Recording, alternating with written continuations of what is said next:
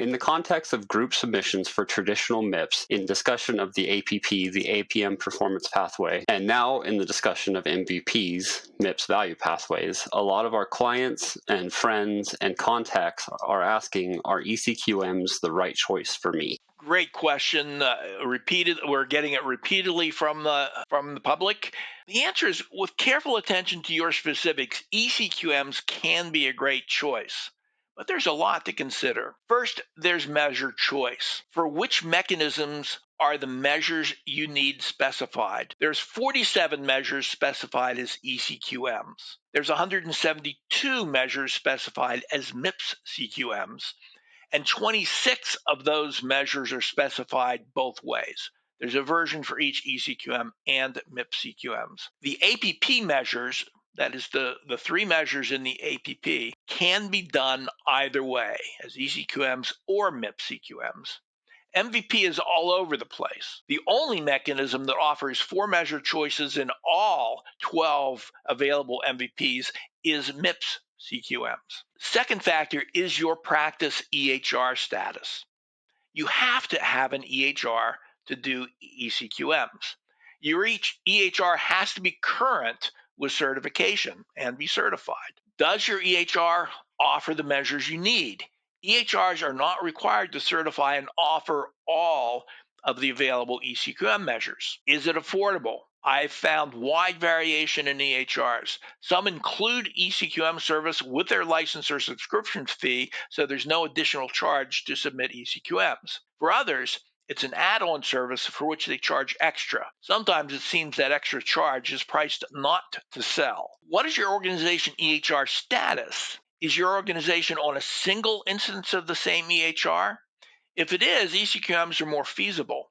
If it's not, you're going to need to normalize and aggregate the data to be able to analyze together as an eCQM. And then you're going to have a vendor run those eCQMs, because once it's outside of an EHR, it's not going to fit the eCQM measurement process that is specific to each EHR. If you need to normalize and aggregate the data from multiple EHRs in order to report eCQMs, is your reporting process from documentation to data submission entirely electronic? Is that same reporting process entirely certified? If non-electronic or uncertified in any link of the chain, it puts you at risk for invalidation of your submission. You might be able to get by year to year, but once there's an audit, they may pick up on this and may invalidate that audited years, and may even look back and invalidate past years of submissions. If your organization is on multiple EHRs or some of your practices are still on paper charts, does your central data repository include enough data to meet data completeness criteria? For 2023, you're required to report 70% of each measure's denominator, that is, having access and assessing and reporting on 70% of the denominator. In 2024, that requirement is queued to increase to 75%, and it's expected to increase in future years even further. For 2023, if more than 30% of your data is electronically inaccessible, your eCQM submission will not be valid. How about your documentation standards and compliance? To accurately assess your performance with eCQMs,